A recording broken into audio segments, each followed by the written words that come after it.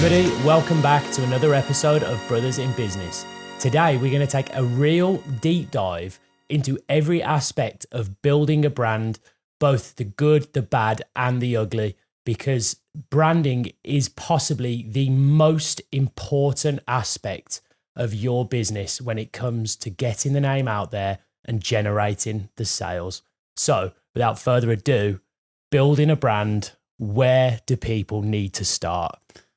Well, you got to do the market research and you got to understand the product that you're selling and each of the aspects of that product. Now, I think one of the ways, and I've been wanting to talk to you about it for ages, this Jaguar cars situation. They've had a culture that's been built up over years and years and years of, the British brand. And, they've sold cars off the back of it. They've got a very cult-like following within, the cars that they sell and the people that they sell to. And that has just gone way out of the window. And I don't know what you think about it, but it looks more like a car from the Barbie advert from what I could see. You've jumped a few steps, but what are they doing? What terrible. Are they doing? I am blown away after seeing some of the things that certain businesses, certainly like Bud Light, have done, that they're now backtracking on in the last few months, that they've decided to completely destroy their heritage, destroy what they stood for as, like you said, a British classic brand and an automaker that's got its name within the history books. And then they've just gone, nah, screw all that. They've got rid of the Jaguar, which is like, what's going on? And that looks like a JR, and it's just, You'd think people will have learned their lesson after the whole Bud Light thing. So, Unfortunately, there are two types of marketing and advertising. So some advertising can be really good for your brand, and some of it is just going to hit a wider audience, but it can destroy your brand at the same time. So Jaguar, what they've done, it can be classed as good advertising, but terrible branding, because unfortunately what they've been able to do is reach a huge audience, because there are so many people talking about this, including us and everyone that I know who's into their cars and has seen this destruction of a brand is talking about it. So there's always that sort of speculation where, is there such thing as, bad advertising or bad publicity? And there is and there isn't, because it's reached such a huge audience. How many people are talking about Jaguar? It's probably 100x, 1,000x compared to what they were talking about before, but it also has destroyed their brand, and that will affect their sales. Well, 100%. Do you think then that they've done this on purpose, or do you think it's just by accident and they've just been taken over by the woke lot? It is tough, isn't it? Well, this is the problem with this woke culture, is that a lot of people are buying into it. And because they think that the whole global audience now has turned into this new sort of woke mindset, that if they follow the trend, that all of a sudden their business can piggyback off it. And there are certain companies now that you can tell they're just virtue signaling for the sake of it. They're just putting out sort of, we are one, togetherness, inclusiveness. And I think to myself, like, the people behind your brand definitely don't agree with what you're actually sort of saying. The message you're sharing is just complete nonsense. So you can get caught out. And again, this is where I go back to, you can have good advertising, but really bad branding. So have they done it on purpose? I think so. I think they're just trying to appeal to that sort of new woke mindset and that new woke culture. But I think they're going to find that their actual customers are going to just clean them out, and their sales are going to be just possibly plummeted. Have you seen the marketing guy behind Jaguar who's come up with it all? Unfortunately. And he was wearing like the tightest short and tops that I've ever seen, and it's like there's no way that's by mistake. He's done it on purpose. He thinks it's a brilliant plan. Well, we'll see. Do you know what the fun thing is with things like that is, we'll see, because what might happen is their sales could go through the roof, and at which point I'll eat my words, because I think what they've done is bad branding. But again, just sort of to go backwards then. So Jaguar's a really bad or a good example of what not to do. Depends which side of the coin you're looking at. True, very true. If you want a pink electric car, then Jaguar might be your new go-to. But to start by building a brand, you really need to have a plan. So having a plan before you start is the best way to ensure success. So like you've said, start with the market research. Start by creating a blueprint, a storyboard. If you put your service or product in the center and you think of all of the ways that you can reach different people. Now, advertising and branding, it's becoming easier, but at the same time more difficult. Now, what I mean by that is there are so many platforms nowadays with social medias, Insta, TikTok, YouTube, LinkedIn, Facebook, where you can shove product down people's throats. But because of that, there are now more people doing it. So the market is more saturated. So if what you're putting out to people is too same, then you're not going to get seen. And I heard a really good way of sort of thinking about this before, where you've almost got the pink cow, where it's not to do with Jaguar again, is it? No, it's not. No, trust me, God, no. But what it means is if you're driving through the countryside and you are going through a farmer's field and you can see cows, they're usually sort of brown. Mooing. They're also mooing. Black and white cows, brown, black, whatever. And then all of a sudden in the field, you can see a pink cow. You are going to stop your car. You are going to turn and you are going to look at that cow. You might even take a photo of it, speak to the missus, whoever's in the car, and go, why is there a pink cow over there? Immediately your attention becomes drawn to that pink cow. And it's such an eye turner that is marketing, and you need to have, I'm going to call it the pink cow mindset whenever you approach marketing, because if you're not thinking like that, where you are actively trying to be the pink cow in your marketing, you will never be seen, because there are so many people marketing their products and services nowadays. If you are the same as every other cow in that field, you will fail and you will spend a lot of money to get nowhere. Yeah, I mean, one of the pink cows that springs to mind out of the things I've seen recently, I've mentioned it before, but it's Surreal Cereal, and they billboards that you get in London or Birmingham, wherever it might be. They've got a load of cardboard boxes and just cardboard boxed over the billboard that was already there, and just wrote Surreal Cereal on there, just in black big pen. And then made out that they've, just billboarded over someone else's billboard. But it was actually legit. That was their billboard, because it's illegal to do it. But it went viral because of the fact that everyone thought that that's what they'd done. See, that's just pink cow mindset straight away. It's thinking, how can we be different? Now, with Surreal Cereal, they've obviously done a good job of that, because I've heard of them. And you have to think about the brands that you can potentially piggyback off of. You don't want to steal ideas, but steal the motivation behind the ideas and see if you can potentially do something slightly similar. Now, one of the best things for you to do at the start of this as well, when you're marketing a product or service, is always put your customer first. And position your customer as the hero, because too many people nowadays are thinking of themselves as the hero, where they talk about themselves in their marketing. They talk about themselves in all of their campaigns, all of the social media. It's all me. We do this, we do that.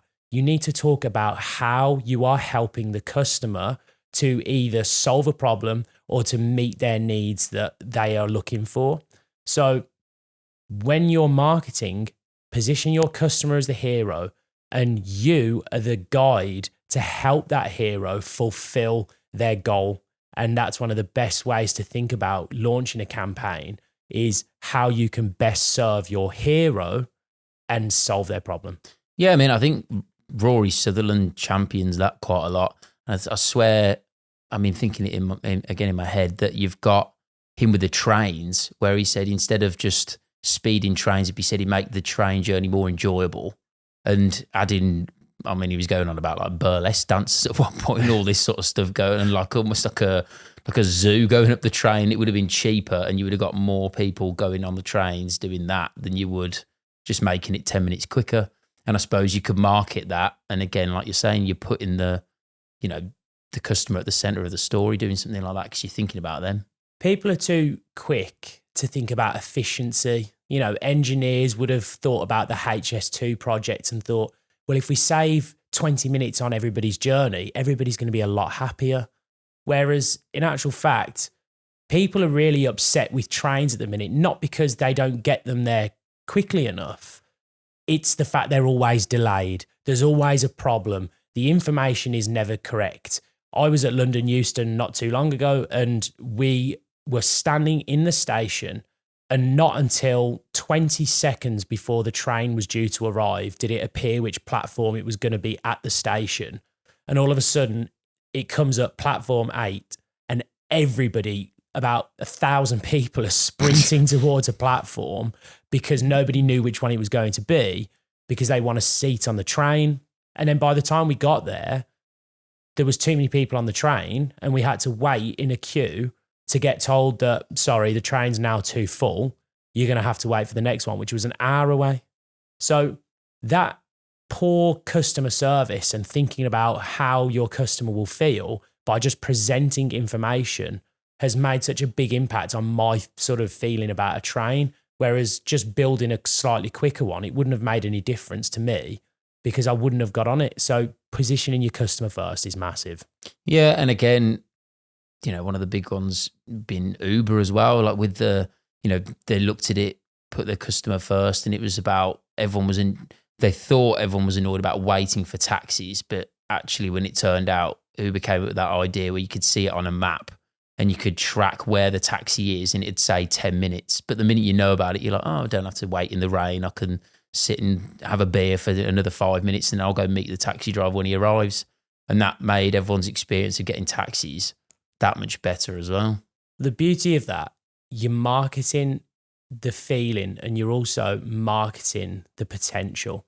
So what Uber would say is, rather than wait in the rain, stay in the pub, have another pint, because you know exactly how long you've got until your taxi arrives. Again, I make a really good point about marketing the feeling. So when you're building a brand or when you're trying to market your brand, make sure you're selling the result. Because think when you're purchasing a holiday, you're not thinking about the aeroplane journey, and companies aren't selling you, the time in the airport, the 3-hour wait when you're waiting, going through luggage and security. They sell the golden beaches, they sell the sunshine, they sell the margaritas by the pool. And it's one of those things where, marketed properly, people, when they see the result, they can picture themselves with the result and the feeling that they've got. And a lot of luxury brands do this really well. If you're going to buy a Rolex, they do this very well. They sell the feeling. They sell the feeling of success, accomplishment, and achievement, rather than selling you a watch that tells the time. Because if they did that, they'd lose out to a company like Casio, because a Casio tells the time better than a Rolex because it's a digital watch. But they sell the feeling of what you will get when you purchase that luxury watch and finally feel like you're now someone in the minds of potentially the general public or your peers, where you've now been able to afford this luxury item and that feeling of fulfillment that you get from it. So sell the feeling. I suppose literally, one that again springs to my mind, McDonald's, again, their taglines, I'm loving it. And it's always people, I've got that right, haven't I? No, that is correct. I was going to say, I'm just making sure. But again, that's their tagline, and it's always someone eating a burger. And then whenever you watch it, you're thinking, oh God, love a Mackey's right now. It's true, because they're selling the feeling. They sell the hunger and that satisfaction, or satisfying the hunger through their own burgers or meals that they have. Just a quick one. Did you know that Justin Timberlake was the one that sang I'm Loving It in that? No. Yeah, Justin Timberlake was the guy that sings the, you know what I'm going to do? It's ba ba ba ba ba, I'm loving it. That's Justin Timberlake. I had no idea. What was the other one he did? I mean, we're going way off track now. He did something else, but anyway, he's everywhere. But no, but they had McDonald's food, KFC, or Burger King, all these places, like you say, yeah, they do, and I hadn't thought about it until you just sort of said it, but yeah, it's completely true. And we've tried to put it in our own business where we try and, I know you said have a cola with cola, and it's like, have a Coca-Cola. And again, people will come a bit more. I mean, we're doing a bit of brand awareness for Coca-Cola as well in that regard. But it helps to sell the product, and people. I suppose you want people marketing. You want people to buy into the thing that you're selling, and any which way you can do that.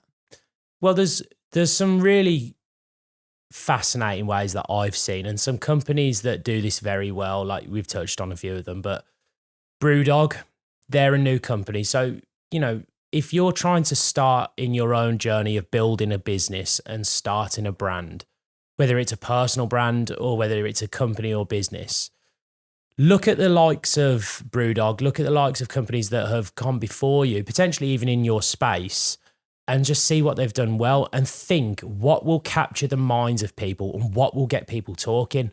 Now, BrewDog started putting beer fridges in their showers. They had a hotel, or they worked with a hotel chain, and they decided to put beer fridges into the shower cubicle so you could have a beer whilst you're in the shower. Now, what's the first thing that people are going to do once they see that beer fridge in the shower?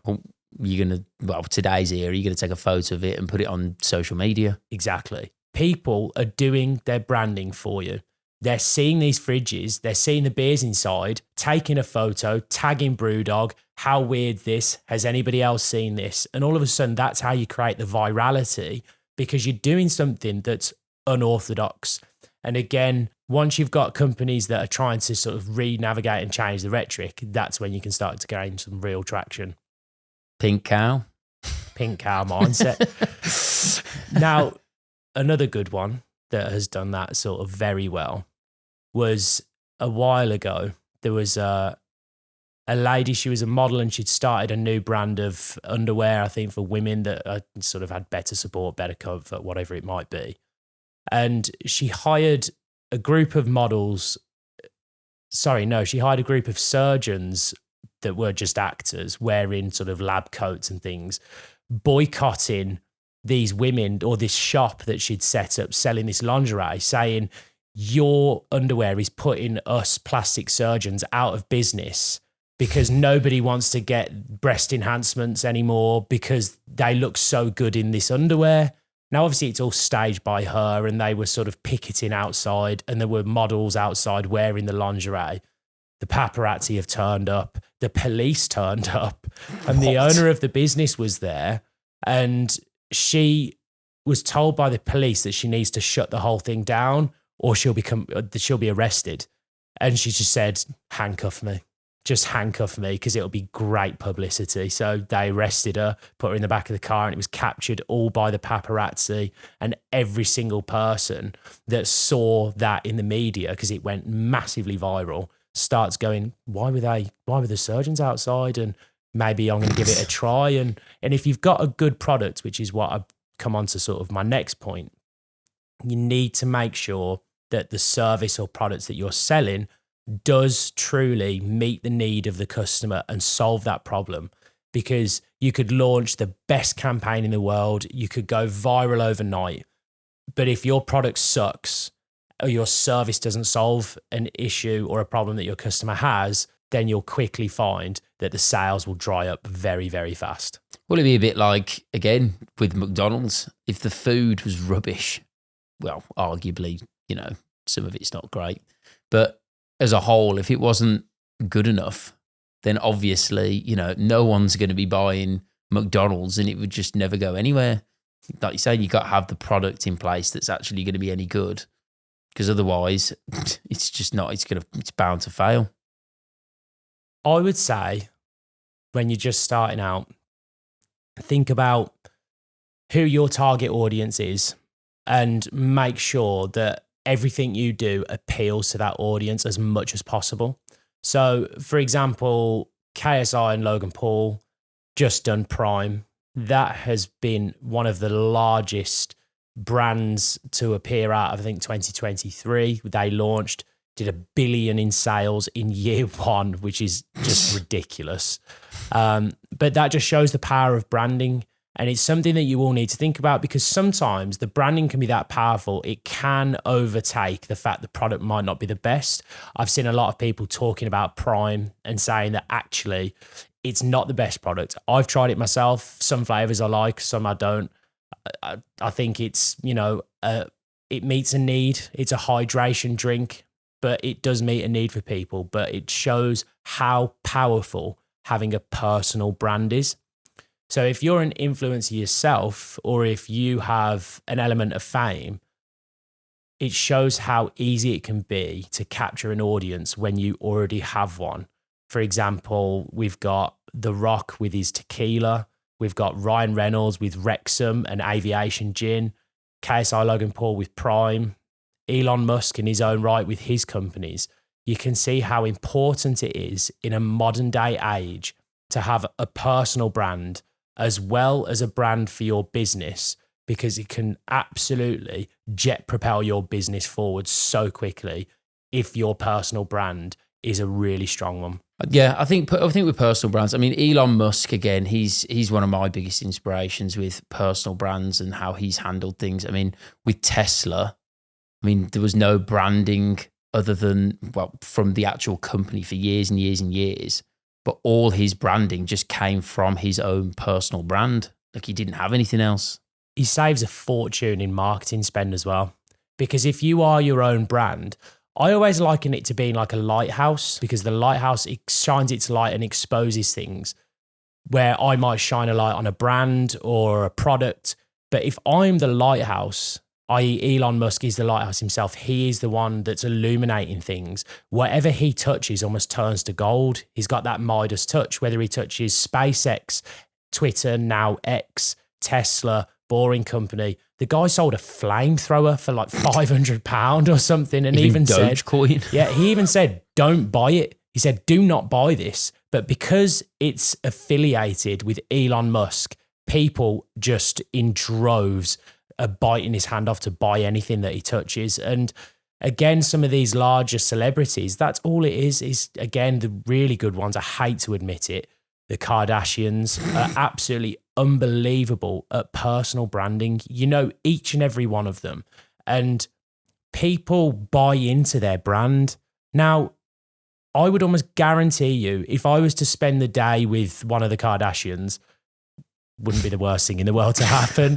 But if I was to spend a day with one of the Kardashians, I'd be mind blown at how different I would perceive them after that day spending with them, to how they come across on camera, to how they come across in the media, because they put on this act. Paris Hilton's another really good example of this, where they're so media trained and they're so on brand in everything they say and do.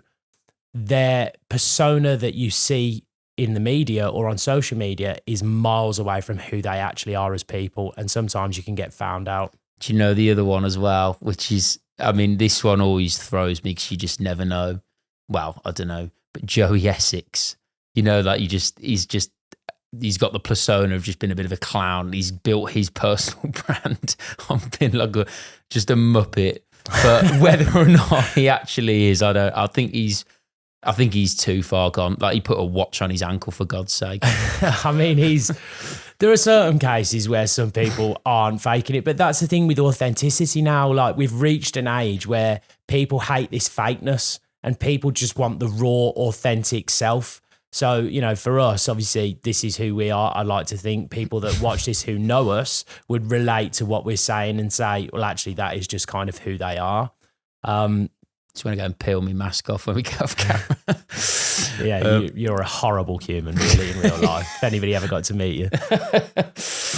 The next big point, I think, when it comes to building a brand is when you're marketing, make sure that you are measuring everything. Yeah. And I can't stress this enough, certainly in business where we are trying to push a new product or push a service.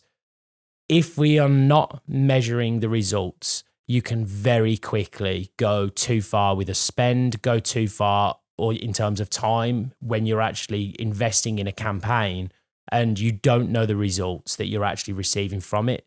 You need to make sure you're measuring everything, and the return on investment, or ROI, or return on ad spend, ROAS, on every single piece of content that you're pushing out. Yeah, I mean, I watched a podcast last night, Stephen Bartlett, one of the founders of Netflix, and he sort of said that most ideas, you know, they're all going to seem crazy, and most of them probably ain't going to get off the ground.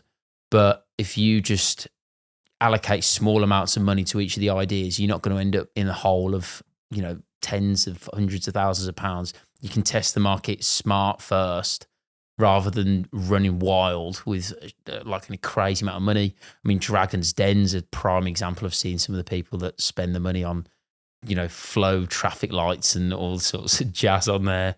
But, you know, it's just about being wary about the money you spend. Like I say, it's really important to keep track of what you're doing. I think at the same time, be wary of what you're spending. But again, it's so cheap nowadays to be present on social media. And I think one of the biggest things that people forget nowadays is just be consistent, just upload, just take action, just be the brand that are actually doing something. Because I think everybody knows what to do. You know, we've obviously spent time talking about what not to do and what some of the good examples of branding are today.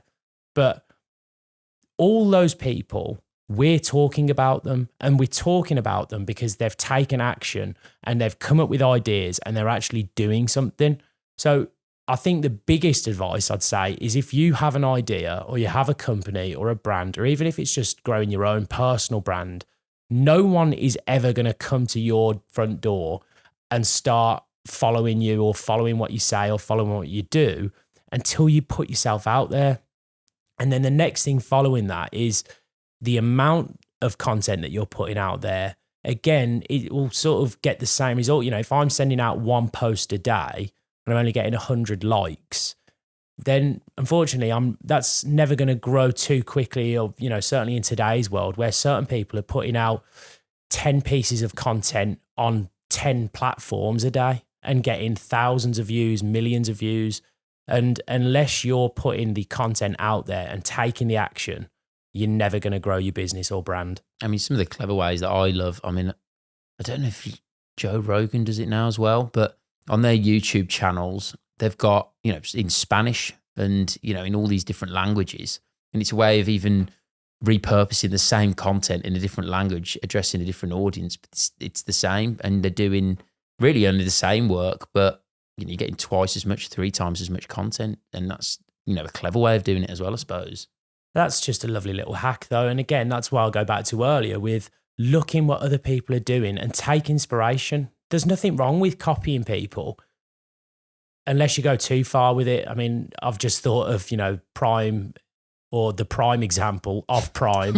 Lionel Messi has just released his energy drink or hydration drink called Mass. And again, if you were to we'll put a photo up actually on one of the videos of the comparison between the two bottles now, and you'll see how incredible it is that Lionel Messi has just come along and completely copied it. So good luck in court for that one, because I don't see that going well for the footballer. But, you know, you never know. But take the inspiration from people. It's a good way of sort of propelling yourself forward. I think another really good one of that, which is find an influencer. You know, Lionel Messi has attached himself to the brand. Logan Paul and KSI have attached themselves to brands. If you're trying to build your brand or trying to build your business, find an influencer that you feel is authentic and also has a good enough following where they are having engaged listeners or engaged followers who aligns with your brand. And that's the important part. You know, if I'm starting a health and fitness brand, I don't want to go and employ someone who's 20 stone just because they've got a big following. But at the same time, for example, you know, the Bud Light thing, they got Shane Gillis on and Post Malone. They look like your stereotypical Bud Light drinkers. So they're great brand ambassadors for them. But there's no point in me sort of starting a brand and finding an influencer that isn't aligned to the brand. Yeah, exactly. I mean, it'd be like McDonald's hiring. Well, I suppose they probably do that, actually. I was going to say like Usain Bolt. Get your burger quick. Quite like that, actually. So I suppose that, I suppose people could make it work. But yeah, I mean, on the flip side, if it's a health brand, you're not going to, like you say, get, the world's fattest man. Right then, I think that's everything from us. Obviously, we've gone through like a lot of things today. If you are truly trying to build a brand, make sure that it's authentic. Make sure that you're selling the result. Make sure you're selling the need and putting your customer first and market them as the hero. And you will find that your marketing journey is so much easier. Otherwise, you are destined to fail. Stay tuned for more advice on how to build a business from the Brothers in Business podcast. Thanks very much for watching. Think of the pink cows.